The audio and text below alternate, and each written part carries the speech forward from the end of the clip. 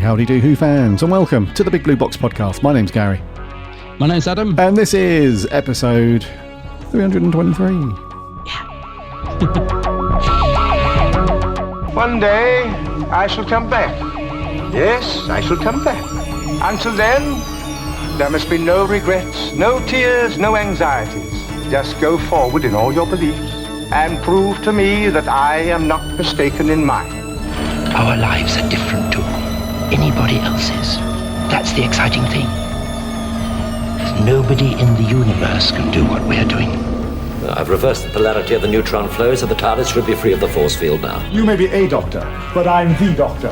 The definite article, you might say. The trouble with time travel is, one never seems to find the time. Change, my dear, and it seems not a moment too soon. Unlimited rice pudding, etc., etc. I am the doctor! For now, for this moment, I am the doctor again. The ground beneath our feet is spinning at 1,000 miles an hour. And the entire planet is hurtling around the sun at 67,000 miles an hour. And I can feel it. We're falling through space, you and me. People assume that time is a strict progression of cause to effect. But actually, from a non-linear, non-subjective viewpoint, it's more like a big ball of wibbly-wobbly, timey-wimey stuff. I could be a curator. I'd be great at curating. I'd be the great curator. I could retire and do that. I'm the doctor. I've lived for over 2,000 years, and not all of them were good. I've made many mistakes, and it's about time that I did something about that. Bit of adrenaline, dash of outrage, and a hint of panic knitted my brain back together. I know exactly who I am. I'm the Doctor. Sorting out fair play throughout the universe.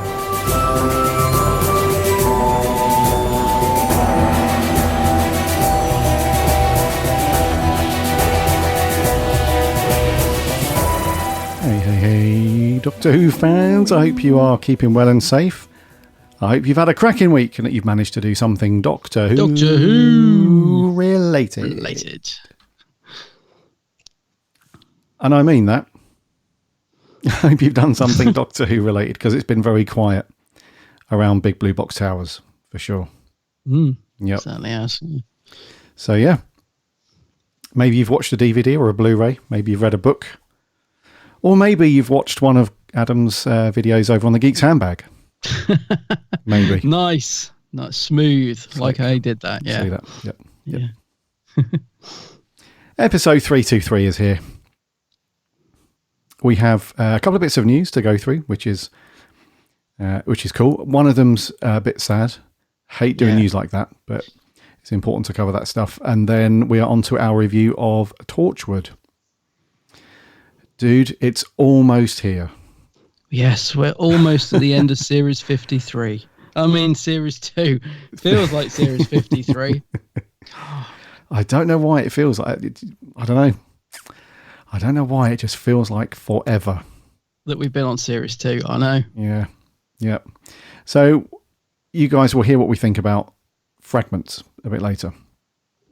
Normally we go through the waffle and what we've been up to, but as we've got some news to get on with, we're going to rattle straight. Adam and I have been very quiet. No Doctor Who stuff from us this week, which is why I hope you guys have done something Doctor Who related. So we're going to crack on We're going to crack straight on with the news. So let's land the TARDIS and do that. Alrighty.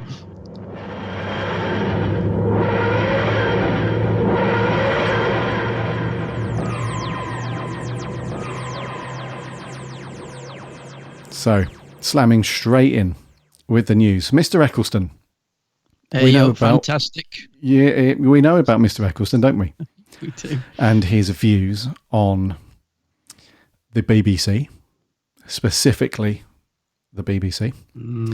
Anyway, he attended DragonCon recently, and he was on a panel there, has been interviewed, and he dropped another sad confirmation that it seems unlikely that he's going to be returning as the on-screen Doctor anytime soon. Now, this is the first... Well, no, it's not. It's one of those few times where he's actually named people when he's talking about the reasons why there was a bit of fallout and stuff. Because normally it's a little bit of a... He just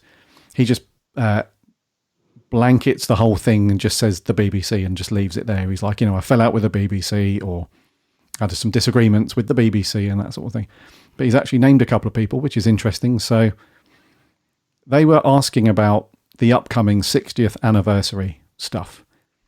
And they said, seeing as now you're back as the Doctor for Big Finish and you're doing some audio stuff, does that kind of sweeten things a little bit? Does it make you want to come back? And his reply was doubtful. To quote himself, he says, doubtful. He said, my relationship with the BBC over Doctor Who has not healed. So he's still a bit bitter there. And then he went on to say, I left because my relationship with Russell T Davies, Julie Gardner and Phil Collinson completely broke down during the first shooting of the first series. He goes on to say, I think it's fair to say that the first series, nobody knows what they're doing and the politics are raging. The shooting of the first series was a nightmare. Oh, he hasn't held back on this one. And then he went on to explain in a little bit more detail and said, I agreed with Russell that I would go quietly and respectfully, and I would look after the show publicity-wise in terms of publicising it. And then, I'm still quoting him, by the way, he says, and then, without saying anything to me, they announced that I was leaving. They didn't tell me that they were going to do that. I was walking down the street and suddenly I got a lot of aggression. And more importantly, they created a quote and they attribute it to me, and said I was tired. Now, the thing about that is, I found it too tiring. I didn't find it too tiring. I found it tiring working with Russell, Phil and Julia. I didn't find it physically too tiring. So when they said that, any other producer reading that would go, oh, we're not going to employ Christopher Eccleston again because he gets tired. He said, so that was a big lie, and it was in quotation marks, and I'm from Salford, and you don't do that to me. So they, and then he goes on to say, they issued a kind of apology, but it wasn't enough, so no. So, mate, this is the first time that he's kind of laid out exactly what happened, because like I said, we only ever got the very top level. I just had a falling out, and that was it. So now we know that between him and Russell, they agreed that he would just kind of drift off after series 1. Thank you very much. No more words need to be said. But for some reason, I don't know whose idea it was, they put this quote out there that he didn't say, saying that he was knackered when he wasn't. Not good. Crazy. So the whole thing sounds like a bit of it's amazing, because on screen, all looks lovely. All looks hunky-dory. But from behind the scenes, dude, it sounds like a right nightmare. It does. It sounds like a right nightmare. And also, he'd worked with Russell on a few things before that. So I always assumed there was a good working relationship there. Like he did a couple of things, didn't he? The Second Coming, I think it was called. It was really good drama, if I'm getting the name of it right. But yeah, he did a few things with Russell. And yeah, I remember when we first heard that he'd fell out with him during Doctor Who, I was like, really? Russell? I just can't imagine anyone falling out with Russell. But yeah, I've seen the video clip of Chris saying this stuff at a convention. Which convention was it? It's one that's obviously quite recent. It was DragonCon. Yeah, DragonCon, which is in Atlanta, Georgia. Atlanta, Georgia, right? So he's over there, obviously at this convention. And have you've obviously seen the clip, right?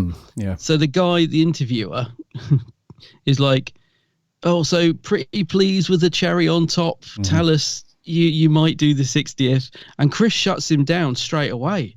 He doesn't even there's not even a breath between him going, no. And he doesn't, because the crowd start to applaud. So he says, please tell us you're going to be in the 60th. And the crowd starts to get wild. Chris doesn't even let that settle or sink in. He just shuts it down straight away, and his face drops immediately. You watch his reaction, because he's quite smiley for the first couple of seconds of the clip. As soon as the guy asks him that question, he gets really serious. And also, you can tell by his tone and his body language, he's still really upset about this. Like, there's borderline anger, isn't there, in his voice when he's saying, the quote that you've just quoted. He's still clearly really annoyed about whatever went on back then, and this is obviously a part of it. I think there's quite a lot to it, really, from what it sounds like. This is just sort of tip of the iceberg, these little things he's been telling us. But clearly he really did not enjoy his time on Doctor Who. Like you said, you'd never know by watching the show. So hats off to him and the production team, because I love Series 1. And it's almost kind of heartbreaking to hear that behind the scenes it was just not a happy family. Not good. Yeah, because it's such a good series. But yeah, I can't see it happening at all. And I have doubts whether we'll even get a 60th between me and you, because that's looking doubtful. I think we're just assuming there'll be a 60th. If we do get some sort of celebration, I don't think it's going to be like we're expecting. I can't see anything like the sort of 50th type celebration. We might get something, but I don't think it's going to be the 60th that people are wanting. But I can't see him doing it. The only thing I would like to add to that, though, this is the thing with Chris.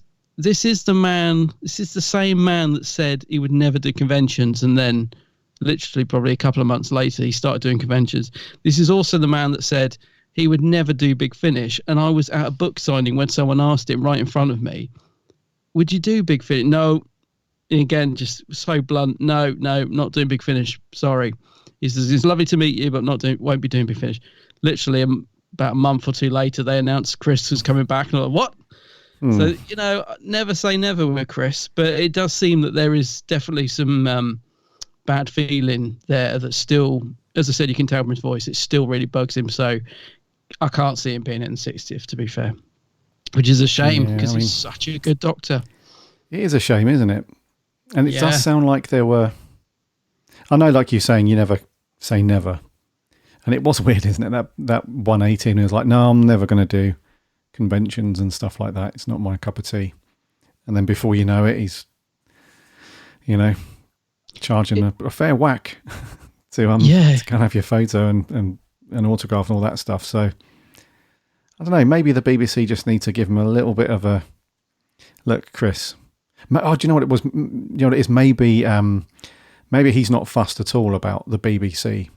Because he's probably intelligent enough to know that the people that work on one particular show, that doesn't equal the BBC. So probably his beef his beef definitely sounds like it's directly with Russell and Julie Gardner and stuff. So maybe if those guys have a bit of a maybe go for a Nando's, have a cheeky Nando's, have a chat, and have a hug. It might be all right after that.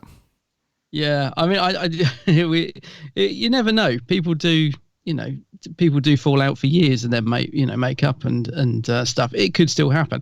The thing with conventions with him, I've never quite understood. I don't know if that's down to money, but the thing is with Chris, he is quite honest and blunt, which I like about him. He's not sort of one of these people that you think, oh, I better not say that. He's quite prepared to, as I said to you, get into a ruckus. He will stand up for himself, and he's not, not afraid to answer these questions, which I like. Because I think when he was asked about Big Finish, I think he said something along the lines of, well, it's COVID, I'm an actor, I need work. Something like that. Because I remember people saying, some people were like, oh, so he's only doing it because he needs the money. And it's like, well, if you read between the lines, he's just saying, it's work. And I think, he's very black and white like that, isn't he, Chris?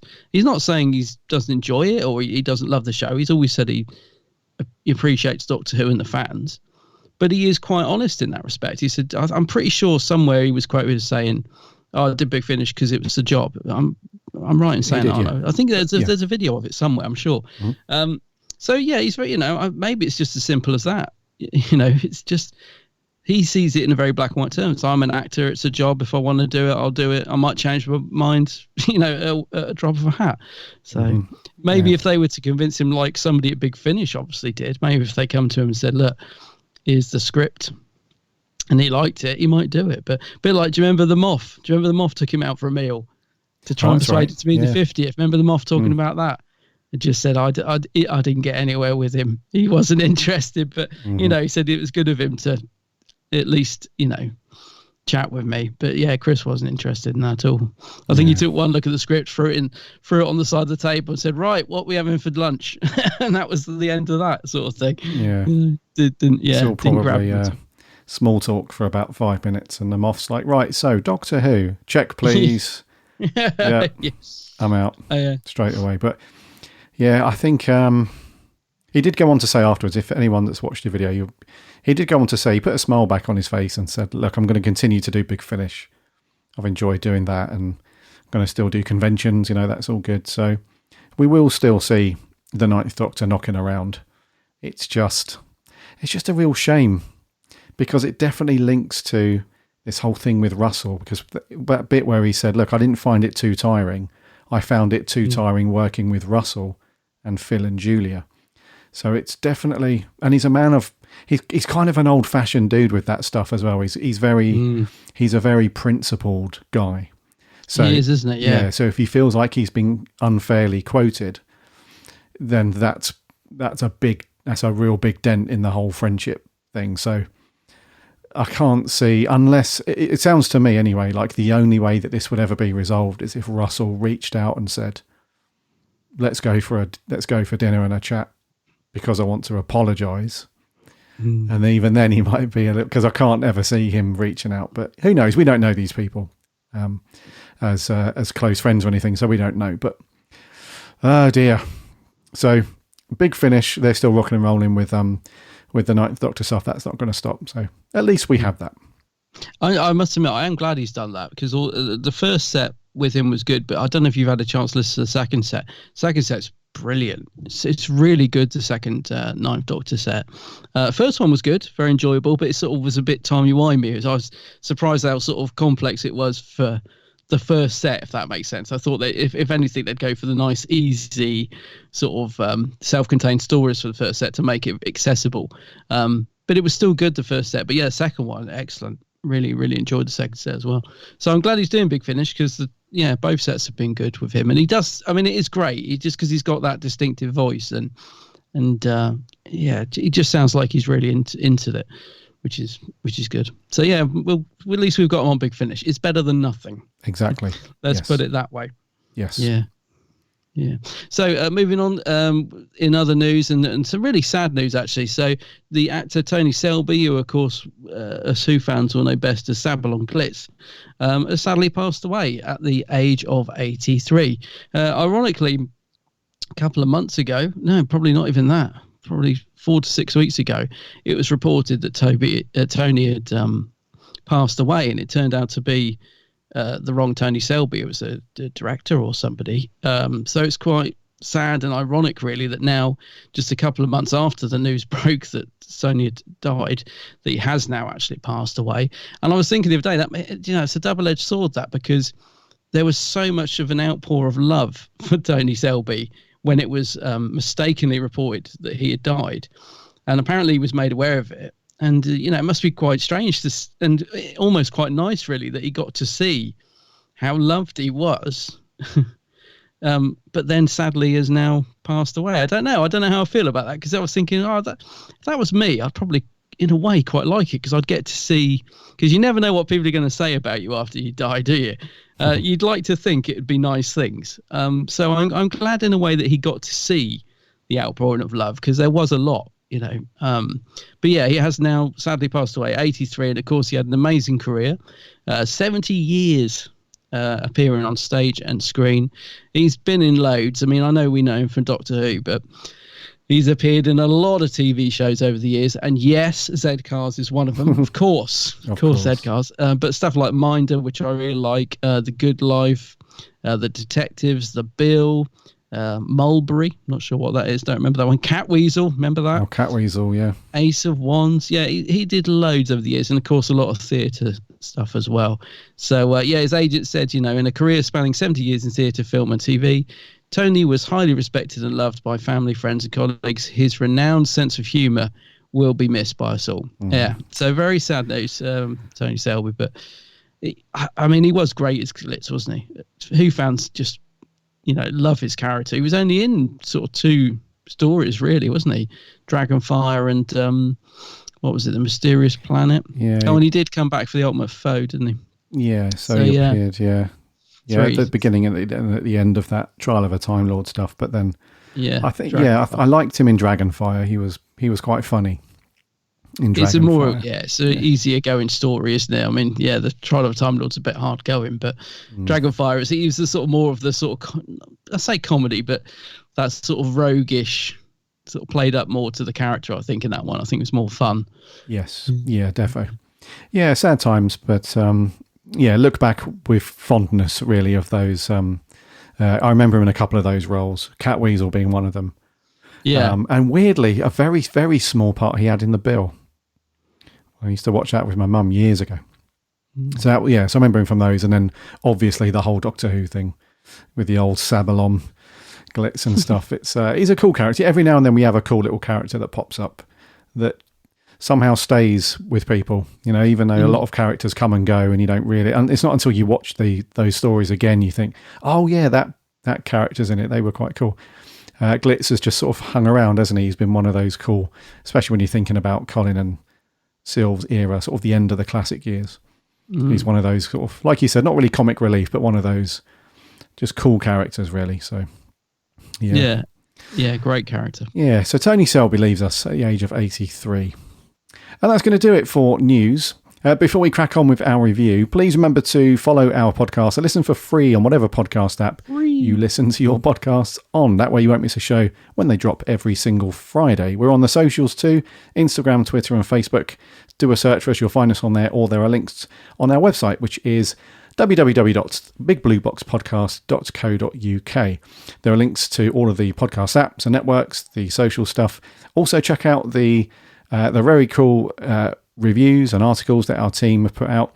We had Maria, she reviewed series 14 of Jago and Lightfoot from Big Finish. That's a very interesting review, that one, to give that a read. We had one of our new writers, Harry.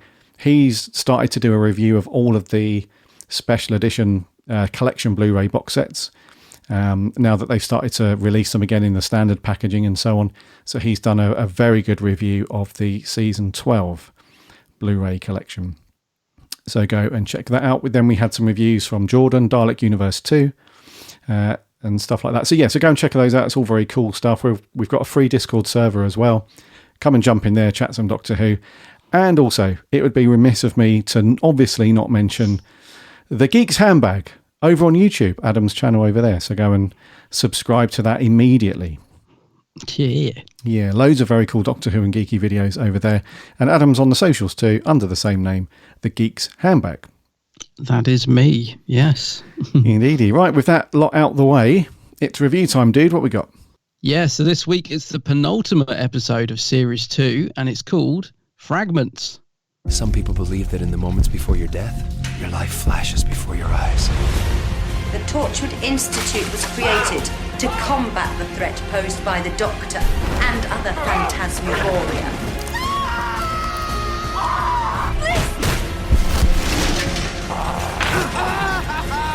You're gonna say now! You're gonna say now! He's coming. When you're looking. Explosive devices. Snap. Phantasmagoria. Eh? Yeah, I know. That's the word that stuck out for me in that trailer as well. Phantasmagoria. Very cool. Wow. What does that mean? Sounds like a horror film. I'm sure there's a Big Finish called Phantasmagoria. Yeah, I think there's like a really old comic book that was going for years called that. Phantasmagoria. It means, it's an old video game. Yeah, it's a really old video game from the 90s. I'm sure it's got another meaning though. I'm sure I've heard that word. I think it's related to like horror and the macabre and all that. That's what I think of, yeah. If I hear that word, yeah. Anyway, Fragments, Torchwood, Series 2. It was first broadcast back on the 21st of March 2008. It ran for 50 minutes, which I think is inaccurate. I'm sure it's more like 44 minutes or something. I don't know. Anyway, it was written by the Chibbinator. Yeah, Chris Chibnall. Yeah, directed by John Fox Bassett. Stars the usual Torchwood stuff that we've seen throughout Series 2. And the synopsis is a booby-trapped building explodes and knocks the Torchwood team unconscious and kills Jack again. Each team member's life flashes before their eyes, and there is a series of flashbacks for all the main characters except Gwen. Captain Jack was initiated into Torchwood back in 1899. Toshiko went on a mission to trade alien technology for her mother's life. Yanto wooed Jack with coffee and a flair for alien catching. And Owen lost his normal life to an alien in his fiance's brain. Yeah, quite literally. It's all going on, isn't it? It is, yeah. Fragments, dude. We're almost there. What do you think to this penultimate episode then? Yeah, it's a good one to have at the end of the second series because it's kind of like a two-parter, I guess. The next episode, what's that called? exit wounds. I guess is going to tie up all the loose ends, but it is kind of a standalone in a sense, because what it is it's just like would you call this an origin story? Is this what you? Yeah, I suppose, kind of shows how all the Torchwood crew that we've got to know all came together. So I mean, there's been lots of different variations of the Torchwood team over the years. We've learned. We get to see a couple of them in this. We get to see, it's quite an interesting one in one of the flashbacks where Jack comes into the Torchwood hub and the team at that time, is it the 80s or the 90s? I think 90s, 1999 I think it is, yeah. They're all dead and they've been killed by one of the sort of Torchwood members. So there's lots of interesting stuff going on in this, and I really enjoyed this episode. I thought it was really good. It kind of takes its time. It's a great setup at the start. I really like this idea that they've come up with, that straight away they go into this building and that it's a booby trap and there's these bombs and it blows up and then each character's trapped. And as we get to find each character trapped, we then have flashbacks to their origin story. It's quite a simple but really nice idea. And the origin stories are quite well done, I think. They're quite engaging. I mean, Tosh's is quite dark. Poor old Tosh. She don't have to go through it, doesn't she? Poor old Tosh. Poor old Tosh. But yeah, the origin story is really good. I mean, even Jack's is really good, actually. I think it's a great setting for him. I don't know what is it meant to be, like medieval times, or what century is his Jack? Victorian era or something like that? Yeah, it's the 1800s, yeah. Yeah. So I mean, that's, that really, he's got these big sideburns and that's really good. And then you've got Tosh's story with her mum being kidnapped, and she's like, Jack goes to see her in the prison and says, you're never getting out of here unless I help you, and that's really dark. And then you got Yanto's story, which is fun, because at the first I thought it was kind of a weak way to bring him into it. I thought after two quite good origins sort of setups with Jack and Tosh, Yanto's, I thought, so what, he just basically, him and Jack do a bit of flirting, and then, but actually, the more I thought about it, I thought, well, actually, no, it's quite nice, actually, because it does add a bit of much needed comic relief after the two quite dark stories. And then we get an even darker story with Owen's girlfriend. And this works brilliantly because Owen, as a character, has been a bit of a, what at the beginning. He was a bit almost unlikable, he's a bit arrogant, very cocky, full of himself, and then he sort of mellowed a bit as the series goes on. And actually I love the character of Owen now, but early on in the series he is written to be quite pretentious and stuff, but this origin story kind of explains that in a way, because he loses the woman he loves, the woman he's going to marry, and the because she's got this alien on her brain, and it's incredibly dark. But it's just great to see the character of Owen in a flashback actually being more like the sort of softer Owen that we know now, and seeing how this would have affected him and turned him into that quite sort of cynical woman, jumping into bed with a different woman every weekend because he's just, goes off the rails, really. So that, again, I thought that was, each of the origin stories work really well for the characters in terms of it does show very nicely how they ended up being where they are at the point that we get to meet them. So so it's a good episode. This I did really think it was a good story, and I think it just showed me. I thought, well, this is written by Chris Chibnall, and it's written well, and it's sort of well plotted out, and you can tell that he's sort of put some thought into the stories and the characters and where they would have been at that point and how they are now. And I just thought, it's well done. So he can do it. When he wants to, but I just thought it was well written. I thought it was a really good intro, and of course, it's got a great sort of cliffhanger when they bring back what's his name? What is his name? John Hart, isn't it? Something like John Hart, Captain John Hart. Oh, the guy at the very end. Yeah. John Hart. Yeah. Which I wasn't expecting. I should have been. I've seen this before, but not for years. So he comes back, and I'm like, oh yes, of course. So now the finale is him. Yeah, so that's good. So it seems to me like series 2 of Torchwood is, the last couple of episodes has really got its act together. I've really enjoyed the last couple of stories, but it's taken a while to get there, really. I think it's taken a while for it to find its feet, Torchwood, but last few episodes have been good. It's hitting the mark for me recently. Like I would have quite happily gone on and watched the next episode. I didn't, but it was nice to have that feeling of wanting to, rather than switching it off and going, Torchwood's a bit, it left me wanting to watch the next one, which is good. So yeah, a good first part. Good story, this one. Cool. Glad you like this one, dude. Yeah, what do you reckon? Yeah, I really like this one, dude. It was it's funny you mentioned Chibbers. It's almost like, it sounds extremely condescending and stuff, but he can do well. It's the best way to be. Yeah, I don't know. It's not, I never feel like he's never given 100% in terms of his writing and stuff for whatever program he's worked on. But he's never had that consistent feel to his writing. Like there are some stories where, not just with Torchwood, but in actual fact, his Torchwood writing is probably arguably better than Doctor Who. But with Doctor Who, some of the stories that he wrote when he took over are just atrocious, some of them. And you just think, like, bloody hell. Like, how can you go from writing a really good story like this one, for example, that we're doing this week? How can you be very talented like that? And it's almost got an RTD feel to it. It's almost because it's got very, very good character progression, and it's really good. Well, I guess it's like reverse character progression. It's in a weird way because it's the flashback stuff, but we are progressing the characters via flashbacks, if that makes sense. But yeah, the character stuff's really good, and the whole thing's plot, like you said, it's paced very well and it's plotted out nicely, and it's quite emotional in some places, and in other places it's got a bit of action, and it's got a lot of stuff going on, and the finale is very cool. It's a really good cliffhanger.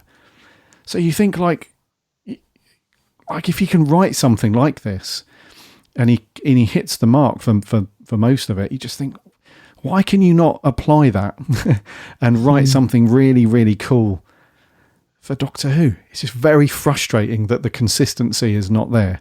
I don't want to dwell on that too much because on a positive note, it's a very, very good story. So he can nail it when, I don't know, like I said, it's not like it would be very, very, it'd be awful to say something like, when he tries, he nails it and stuff. What you mean. Do you know what I mean? Because I think that he always does try. It's just, I don't know, it's like, it's a bit of a Russian roulette game with Chibbers, whereas some other writers, like, I know this show's a bit of a love letter to RTD, I realise that, but when you look at a lot of Russell's other stuff that he's done, like It's a Sin, and was it Years and Years?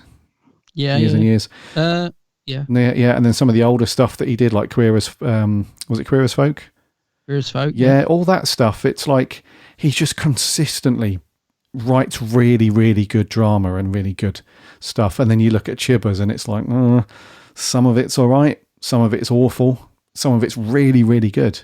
And this is an example of that. So I thought it was really good and a nice change of, a nice decision to not have a filler before the finale as well. Because this could have easily just been, right, okay, we're not going to do a 2-part finale. So the penultimate one's just going to be a creature of the week kind of rubbishy. There's a weevil legging around and, Gwen's kissing somebody this week and flirting. We could have had all that usual crap that we've had up and down throughout series 2. So it's a cool decision that instead of just putting some filler stuff together because we need something to get onto the finale, it's cool that they actually made that decision. It's like, actually, we don't know how all these people came to be, how they, were recruited into Torchwood and stuff like that. So let's give the viewers a bit of an insight into their backstory. So it's very cool. Yeah, and it's well thought out, isn't it? I mean, even the stuff like the Pteroleptil, he manages to bring that in, how that, how the Pteroleptil ended up in Torchwood. So even little details like that. The pterodactyl. What did I say? Pteroleptil? Pteroleptil, yeah. Pteroleptil's from Doctor Who, isn't it? Yeah, they're not in Torchwood, sorry. Pteroleptil. Yeah, that was cool, that bit, actually, because we thought that was ridiculous, right? When we first reviewed Torchwood. Yeah, we were like, what's that doing flying around? Yeah. Pterodactyl. Weird. But yeah, it's... I just like the fact he's sort of, it feels to me like he's really thought about this script. That's the thing. I mean, a lot of his Doctor Who stuff, it feels almost like it needed another draft. I think it feels like there's some good ideas, but no, he hasn't quite pulled them together. Whereas this, it does feel like he's plotted it out really well, and he's really thought about the characters, and he's thought about little details like that, where he's just thought, oh, what about that thing that used to fly around in series 1? We'll put that in. And, so it does feel like a well thought out script. And I think this would have been the sort of script he could have been a bit lazy with it as well. Whereas I don't feel he has been. Like it, it really works. You know what I mean? Like you said, it could have been a filler episode. Oh, it's just, if you look at the sort of synopsis, it's just telling how each character got introduced to Torchwood. Just do a little backstory for each character. It could have been filler, but it doesn't feel like it. It feels like a good, well produced story, which actually all the stories for each character works really, really well in terms of the bigger picture. So yeah, hats off. It's a great script. I mean, I'm going to overlook Cyberwoman, which Chris also wrote, but apart from that, I think his other Torchwood scripts have been fairly good. We did one recently, didn't we, which was written by him, which we said was good. Was that the one where they were taking prisoners to a island? Was that a Chibnall episode? I forget now. But there was one we did recently that we said was, again, a good script. So was that Adrift, the one that we did last time? I can't remember. There was definitely a one written by Chris Chibnall we did recently, which we said was a good story as well. It might have been Adrift, I'm not sure. No, was it? That was the last one. Anyway, whichever one it was, I remember we said it was good. Yeah, so for... It was Adrift, I think. So for Torchwood, yeah, he did Kiss Kiss Bang Bang towards the beginning of Series 3. Show? Sorry? Is that the sex gas one? That was the... Because that wasn't very good. Yes, I think so. Oh dear. Okay. Well, let's focus on his good ones. Let's just say the last couple he's done have been good. Yeah. Well, actually, Kiss Kiss Bang Bang. That was the first appearance of Captain John Hart. Was it? That was when that's when he first came into it. Yeah. Gotcha. And then after that, he did the last 3 really. So he did Adrift, Fragments, Exit Wounds. So he's written the last 3 for Series 2. So not too bad. Okay. Yeah. Who's writing the next one? I assume it's not him. Let's have a quick look. Yeah, he's writing Exit Wounds. He's Exit Wounds as well. Okay, well that'd be interesting to see if he manages to do a good final then. I reckon he might be suited to doing origin stories. Like, so I'm thinking about like he or maybe not suited to it, but I think he maybe enjoys doing origin stories, because if you think about the Timeless Child, he obviously something he was passionate about. I know we try not to mention it, but it's obviously something he wanted to do, this thing with Doctor Who. So I don't want to get into the can of worms of whether it's a good or bad decision or whether it needed doing, but maybe Chris Chibnall likes doing these sort of origin stories. I don't know. Maybe. Yeah. But he certainly does it well in this one anyway. Indeed, yeah. Yeah, and the cast are great. I mean, I love the scene when we get to see Owen. I always go to call it something else. Owen, when he's got the shard of glass, the window pane. Yeah, it's really well shot. I was going to say the director. I've never heard of him before. What's he called? Yeah, you have. Yeah, he's directed a couple of. Yeah. Something Bassett, Fred Bassett. Jonathan Fox Bassett. Yeah, really good direction from him. That particular scene really is like proper sort of old school horror. It's just the angle and the close up of Owen's face, and he looks proper terrified as well. The way he moves, and then the shard of glass just falling out. I don't know if they had to do that a few times or if it's camera trickery, but it's brilliantly done, because he does look really terrified of that glass. I just made me wonder if it was a prop that you sort of get the feeling they've got a button on the side of the frame to let it drop or something. And I just wondered if they were like, don't worry, Byrne, we won't drop it until you're out of shot. And he's thinking, yeah, right. Because he does look proper scared. But yeah, scenes like that were quite tense. And I just thought, yeah, really good. Yeah, no, for sure. It's, this guy, he did From Out of the Rain as well. Which I liked, but you didn't. Yes, correct. Yeah. That was the circus dudes, wasn't it? Yeah, awful. That's it, the circus dude. Yeah. I think that's the most divided episode we've had. Because I really like that one, but yeah, he thought it was awful. Awful indeed. So let's rattle through then each of the flashbacks then, because it is like a bunch of mini stories. Let's do Captain Jack first. Let's do it in order. So it comes up on the screen, 1,392 deaths earlier. That's another sort of thing that Chibbers loves doing, isn't it? This weird, sort of thing. Yeah. So Torchwood are in place already at this point. So back in Victorian times, we've got an all-female Torchwood duo who are kicking ass and, sorting all the aliens out and stuff. They come across Jack. He's a bit of a mystery. We all know now, don't need to go into it, about him not being able to die and all that stuff. And they're like, okay, this is interesting. And they kind of trick him into doing it, because there's not really much they can do, really, because they know he can't be killed. There's not a lot really that they can do, because they're basically... They just torture him, basically, don't they? Yeah, they just torture him, but that can only go on for so long. So they kind of say, look, we could use your skills, kind of thing. And he's like, nah, not interested in any of that. I just want to go to the pub, which is fair enough. But then they kind of given a bit of an ultimatum. There's like, look, you either, join us and you start doing work for us, or we will take care of you. So I think they must have some kind of technology, some kind of weapon that would ultimately kill him properly. I'm not sure if that's true or not, but it does. And then he goes, he goes and takes out old Fish Face. Oh yeah, the Blowfish is back. Yeah, he's back. Yeah, takes him out, and then it just really just goes through another couple of points in history, doesn't it? In time, from his point of view. So, as time's gone on, and those two females from the Victorian times obviously naturally died and stuff like that. He then goes on to work for, I think the character's name is Alex. I think it's Alex who's in charge of Torchwood at that point. Goes to the hub and he's murdered all of his teammates, isn't he? He's basically looked into this thing called, if my research is correct, he looked into this thing called the Last of Erebus, also known as Object 1, also known as Bad Penny, also known as the Silas Oblast. And Jack refers to it as the Red Key, which is basically a locket that has the power to tell the worst possible future for those people who are in the vicinity when you open it. So this guy's obviously been a bit of a knob. He's opened up the locket, and now he's like, well, that's like the most awful thing that I could have ever witnessed. So I'm going to save my teammates from this awful future. Kills them all, and then kills himself, dudes. It's a bit dark. And then after that, he takes over. Alex basically says before he shoots himself, look, I'm giving you Torchwood. You're right for it. Make it, whatever. And then he goes on to recruit the other ones, which we'll come on to. So Jack's story is kind of cool, actually. I think it was the longest of the flashbacks as well. Yeah, definitely. Yeah. No, I like it. I love the setting. Barrowman's good in it. He gives a good performance in it. And also, I love the fact that, and I didn't realise this until I read it just now on Wikipedia, so I hope it's true, because, Wiki, a little bit unreliable, but I thought the Doctor had been mentioned before, but according to Wiki, this is the first time.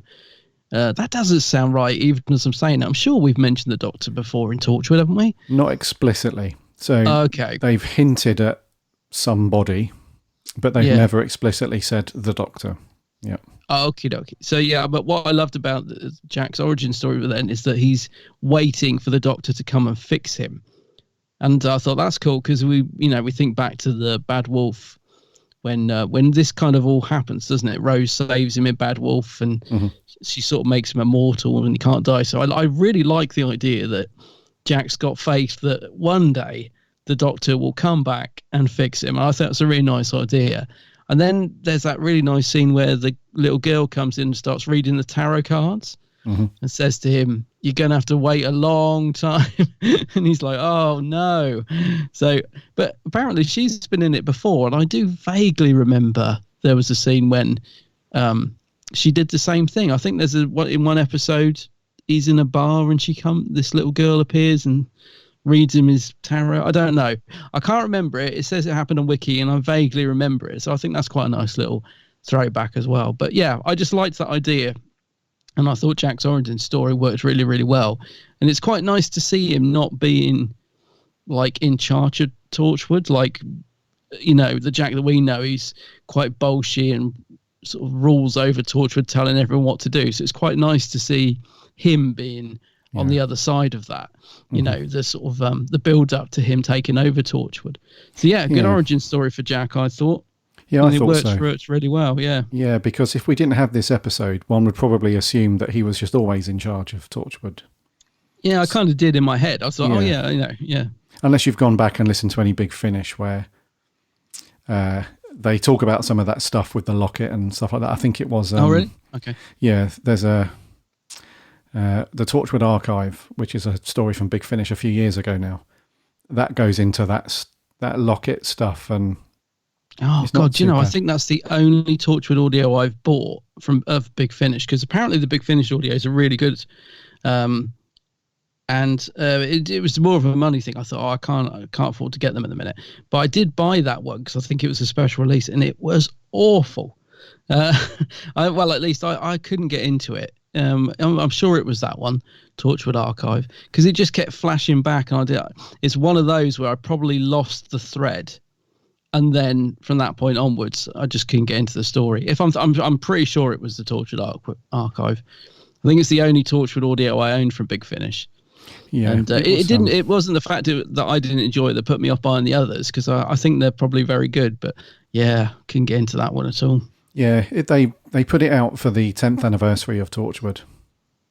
Is it just got a grey cover? I'm sure it's the one. Yeah, I've it's got. just a grey cover, the hexagons, and then it's got the gold. That's it. Metal kind of looking logo. Yeah. Yeah. Maybe I need to give it another listen, because if it sort of ties in with that locket, maybe I'll understand it more. Yeah. Yeah, it explores the origins. You remember we've heard this a couple of times. Something called the Committee. Do you remember we had that in series 1? Vaguely. Like very, very early Torchwood days. I think it was set during the war, maybe. Or something like that. Right, the Committee. So it explores the origins of the Committee and also Object 1, which is this locket. So it goes into a lot of detail about that specifically, because we don't know exactly why this guy shot everybody and stuff. The camera just sort of focuses in on this locket he's got, but unless you've listened to that audio drama, you wouldn't know. We just assume it's something sinister and whatever. Yeah.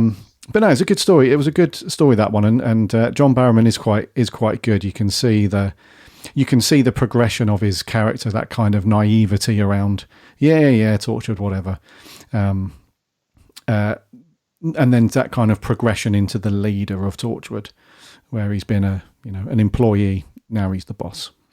So that was kind of cool. Let's move on to Tosh then. So these other ones are fairly short, aren't they? They're only about 10 minutes, these ones.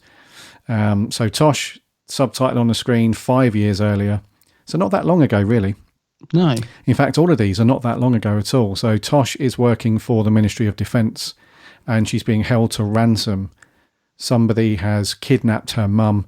In exchange, they want Tosh to steal blueprints for alien technology that the Ministry has got, and she wants Tosh to construct a prototype of a sonic modulator.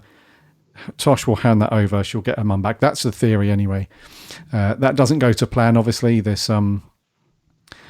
character called Milton, she's just hungry for more stuff out of Tosh, so it's not going well. And then Unit turn up. They raid the place. We don't know what happened to that character, Milton. We assume she's been incarcerated forever, whatever. But then Tosh gets locked up as well, never to see her mum again. And then Jack turns up at the end and gives her a bit of a lifeline. Basically said, look, you can stay here literally until you die. They're never going to let you out, or you can come and work for me, and you can communicate with your mum, kind of letters and postcards and stuff. So Tosh's one was heartbreaking. Poor old Tosh. Ever since we've started watching Torchwood, we've said that, haven't we?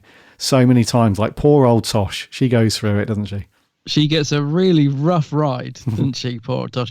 But yeah, it's a good origin story. I like it. She just does. It was dark. I mean, the whole thing about, I'll let you see your mum now and again. You almost feel like saying to Jack, who the blimmin' heck do you think you are?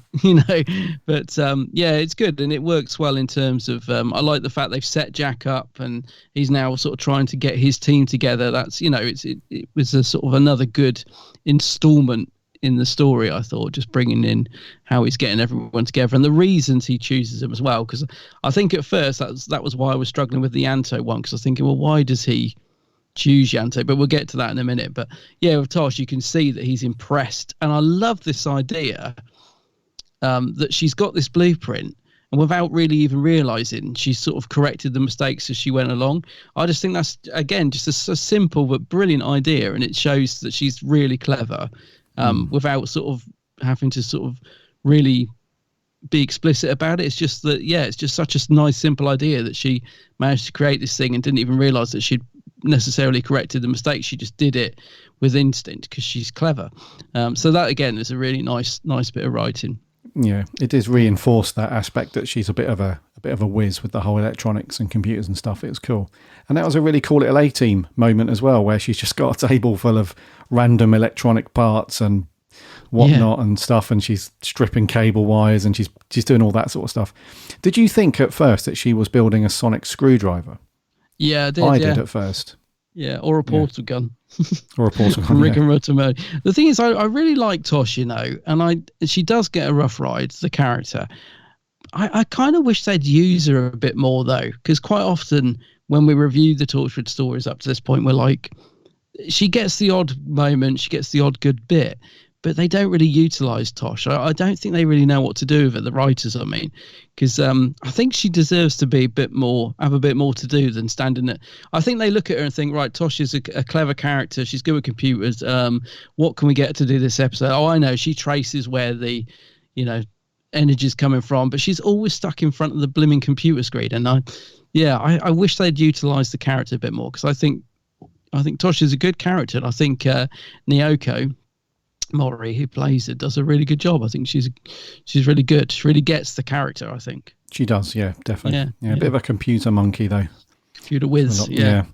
Okay, let's move on to Yanto then. So for his one, it's 20 months earlier, so not even 2 years. And it's a bit of a short and sweet one, really, like Yanto has been as a character, really, throughout Torchwood. And it kind of is a bit of a confirmation about what you and I have been describing him as we've, like 9 times out of 10 when we review Torchwood, we always say the words that Yanto says on screen. So there's a bit where he's working for Torchwood London, and he's kind of tracked down some alien activity in Cardiff, and he's found that Jack is, after this Weevil and stuff like that. He sort of mucks in and helps him. So Torchwood 3 is the team that Jack is building in Cardiff. Torchwood 1, which is the London one, that for whatever reason, I did know about this, but I've forgotten. I read about it ages ago. But for some reason, Torchwood 1 has collapsed. It's gone. So now Yanto's looking for a job. So naturally, he's going to try and join another Torchwood team. Anyway, he helps him fight off the Weevil, does all that stuff. There's a bit of flirting between the two of them. He tries to flirt, says he likes his coat, but Jack's not having any of it. He's like, no, there's no job for you here. He's adamant, But then Yanto he goes into this plead mode. He's like, look, I'll make the tea. I'll be the butler. And he even says it twice. He shouts, he's like, I'll be the butler. And that's what you and I have described him as. Yeah. For ages. We've always said, he's just, he acts like, I think we've described him as like the Alfred in the Batcave, where he's just kind of milling around in the background, contributes every now and then, but essentially just brings the tea, brings the dinner, and tidies up and stuff. So a short and sweet one for those two. I think the turning point was when they both captured the pterodactyl and that kind of stuff. And then, Jack, for whatever reason, does a 180, sort of caves. He's like, I'll see you tomorrow morning for work, sort of thing. And the rest is history. But not that long ago that Yanto joined, 21 months before that. But typical Yanto in this one.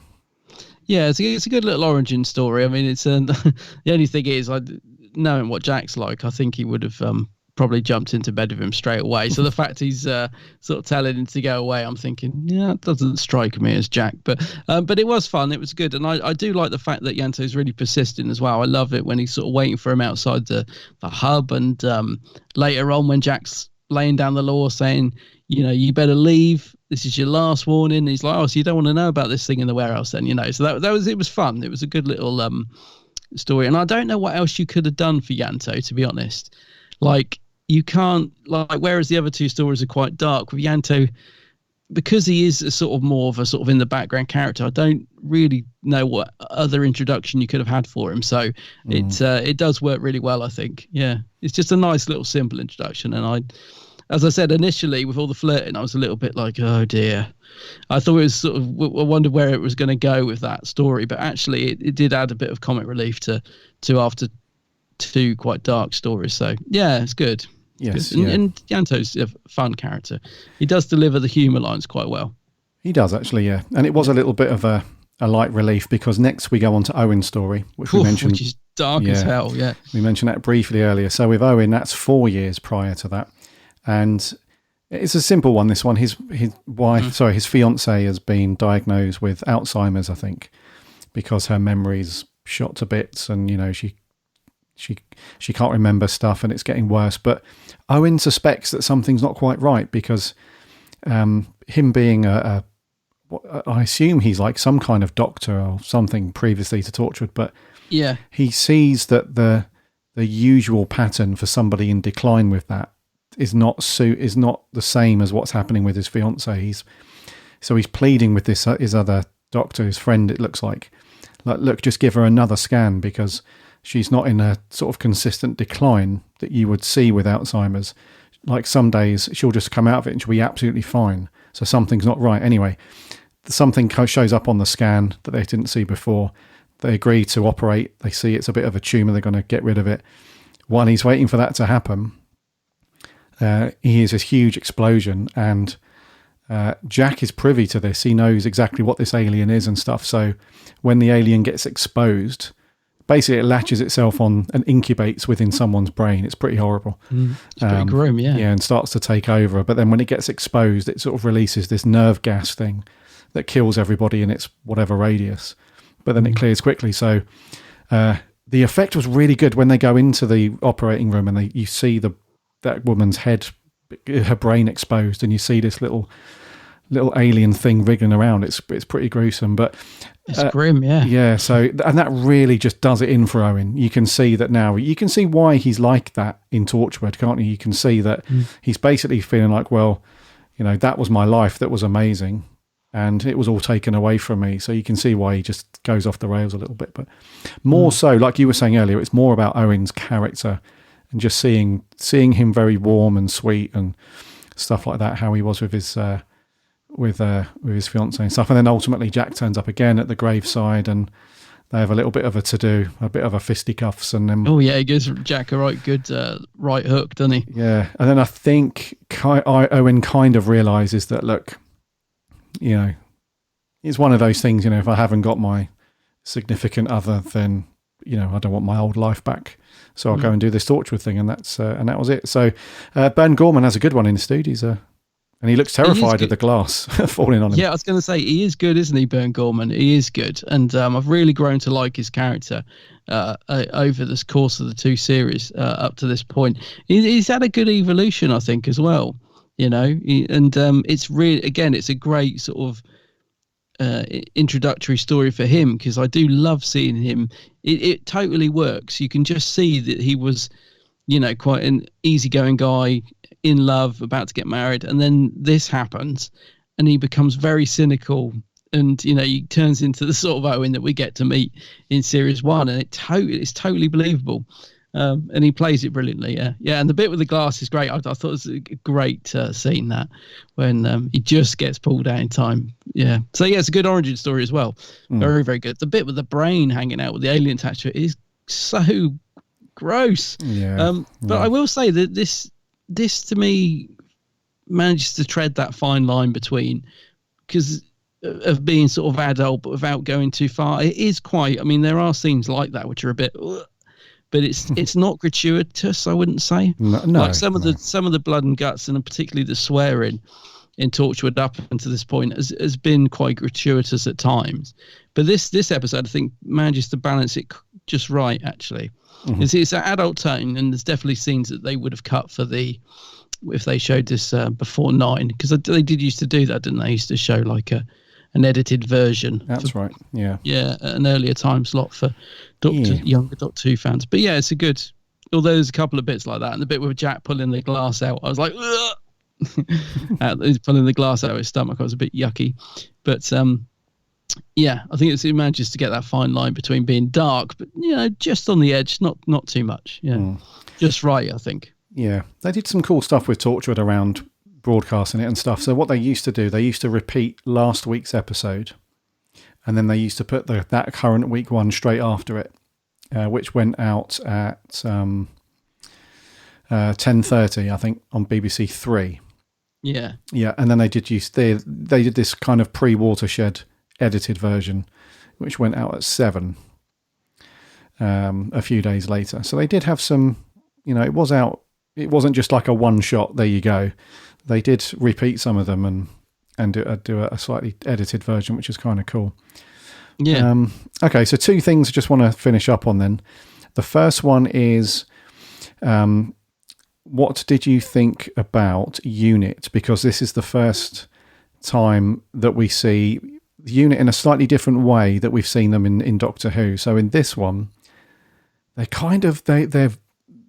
they're really harsh in this one, and I'm assuming that's because we're dealing with Torchwood, and it's a bit more adult and stuff. But typically, when we've seen Unit in Doctor Who, right from the classic years, even to some of the newer stuff, they've always been viewed as this kind of, yes, they're a military organisation, but they've got a very good relationship with the Doctor most of the time, anyway. And they're usually they're kind of viewed as a force for good.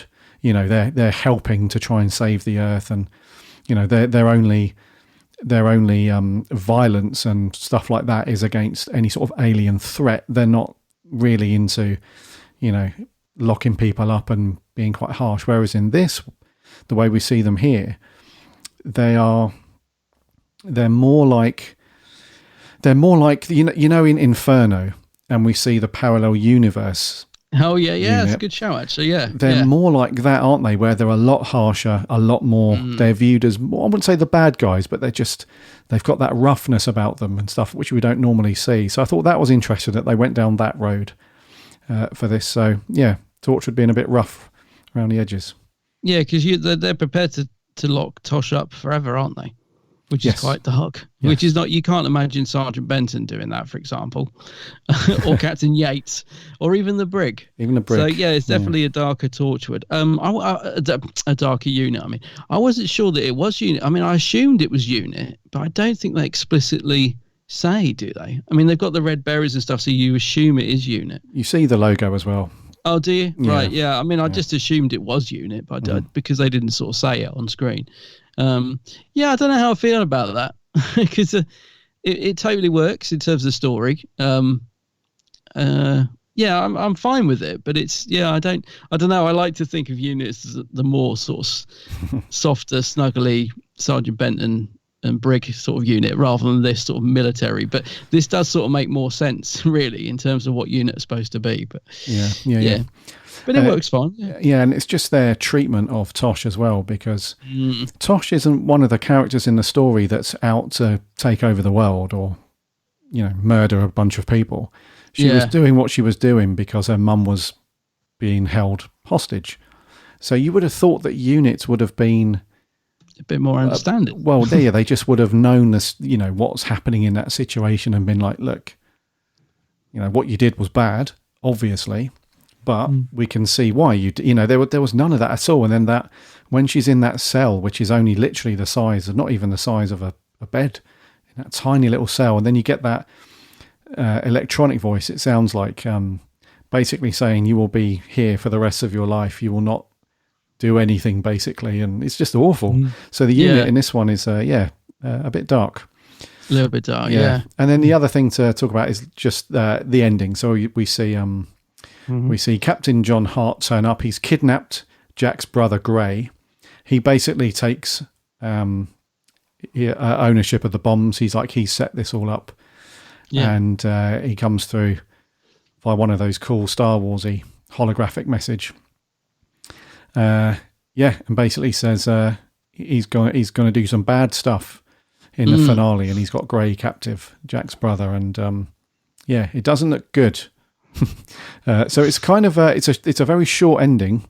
It's only literally just 1 minute at the end, but it does make you want to watch the finale, though. I will give him that.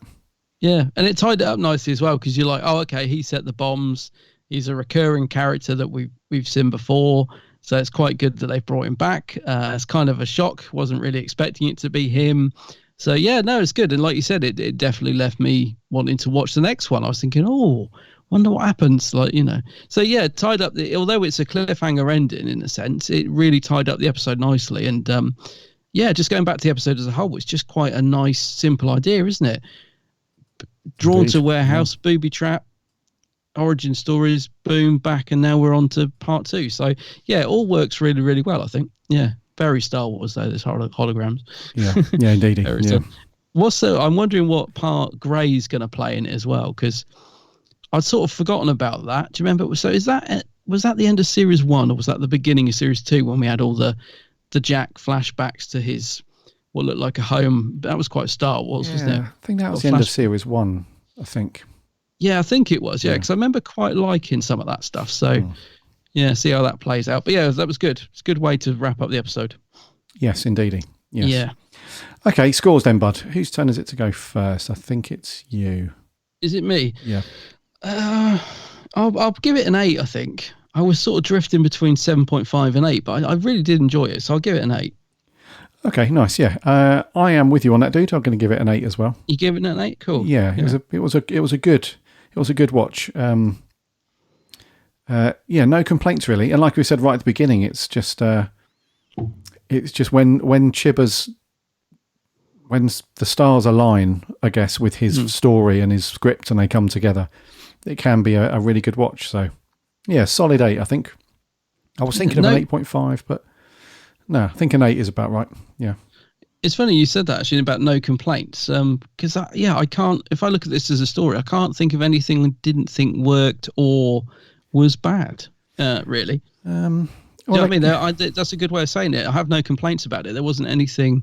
Don't really have any criticisms for this one. No, exactly. I think it's I mean, you can't really come away saying, "Oh, that part." I mean, it was a Gwen light story as well, which I think was also needed because she was in it a lot the last 2 episodes.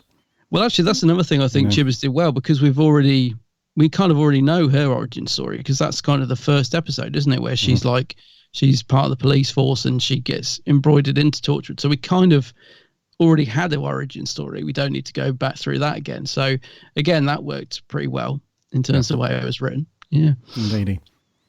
Okay, so it's 8s all round from us then. What did our listeners think? We had a couple of audio clips in. Let's do those. First of all, from Down Under, it's Sammy Satine. Hey, Gary and Adam, Sammy Satine here. So, Fragments. I like this as a story. My main issues are related to how it relates to Series 1 of Torchwood, particularly Yanto. You see, Yanto mentions Lisa is dead. The same Lisa whom he tried to save from fully turning into a Cyberman. Also, if Yanto isn't working at Torchwood 1 or anywhere, where is he keeping Lisa before moving her to the Torchwood 3 basement?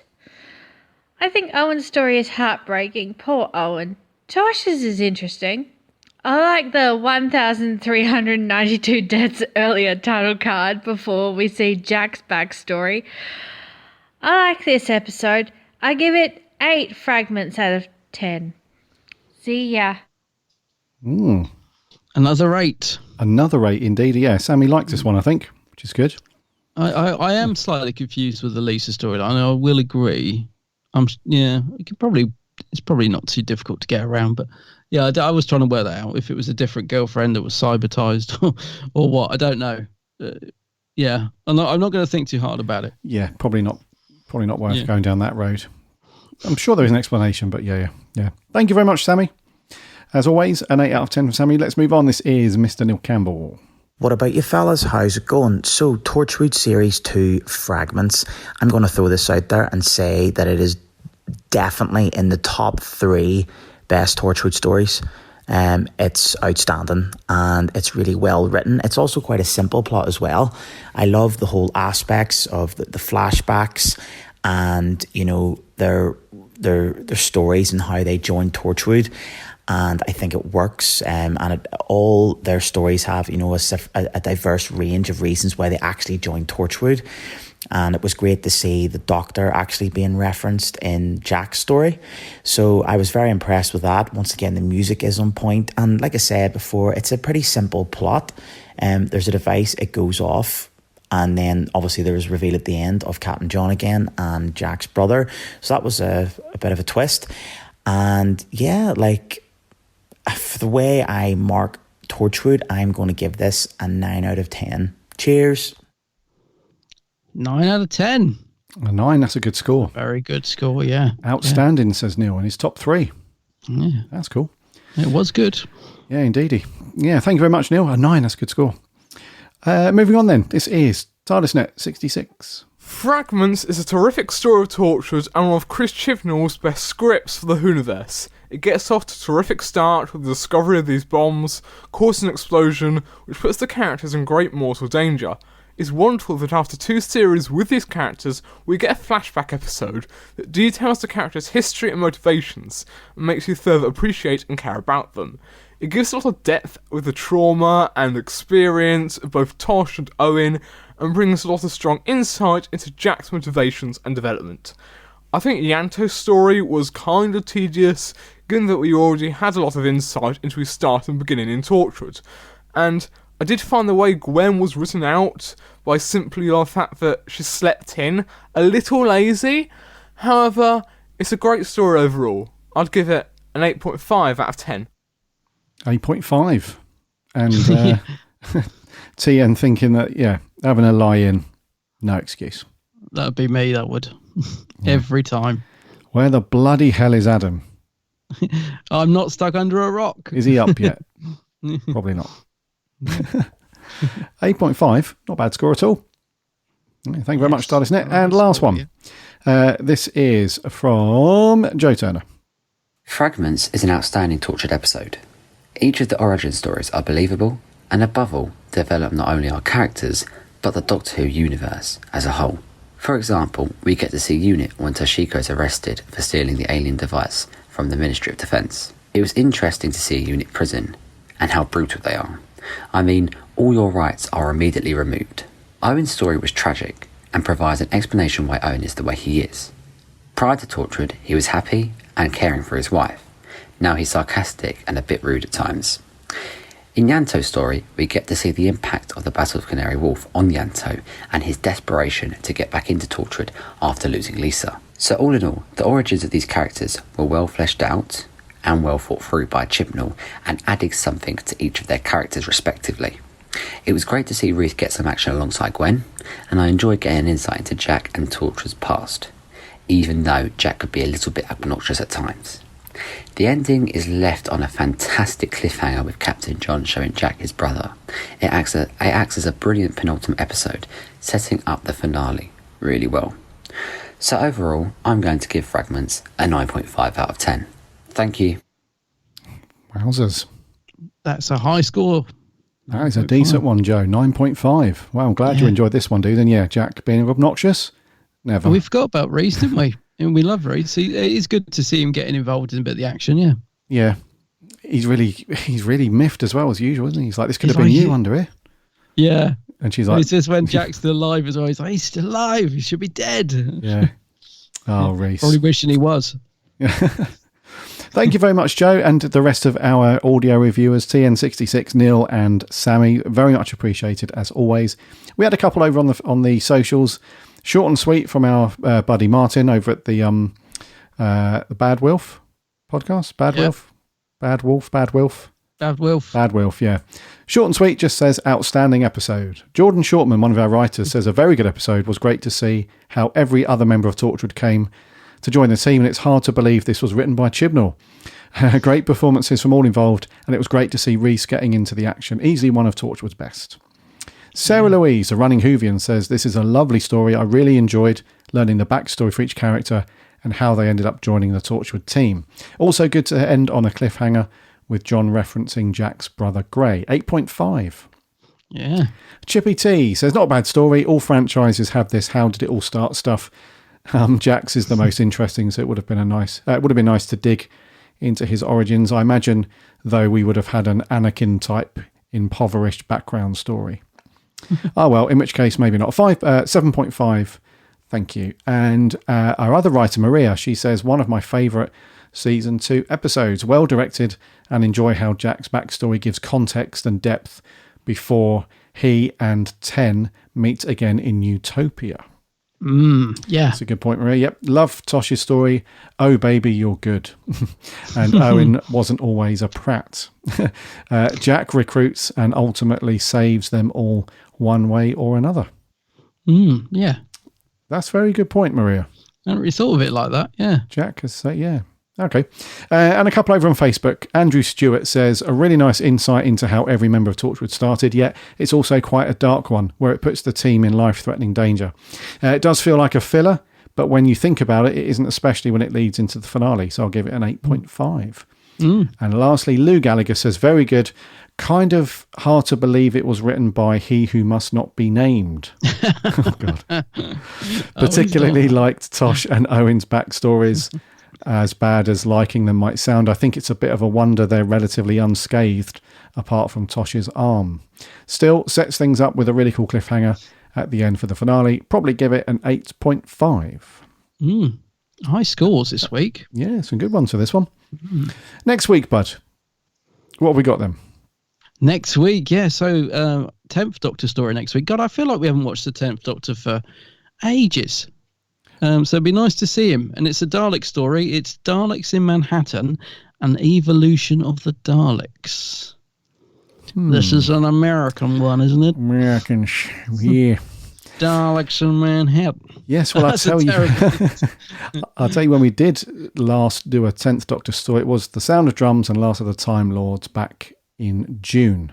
Yeah, I feel like I haven't seen him for a while. I certainly haven't seen this two-parter for a while. I know that. I have not watched this in some time. Yes. So it's going to be interesting to watch that one again. Yeah, indeed. Okie dokie. Right, dude. I think we're going to end there for 3, 2, 3. Stick a pin in it.